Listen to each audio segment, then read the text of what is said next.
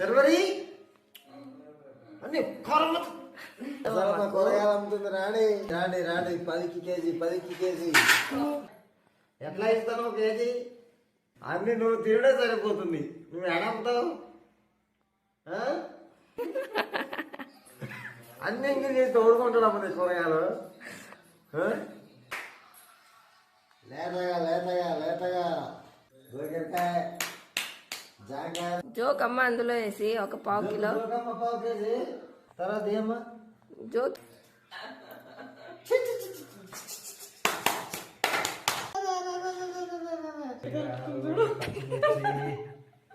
అరే కూరగాయలు అమ్మాలి కానీ నువ్వు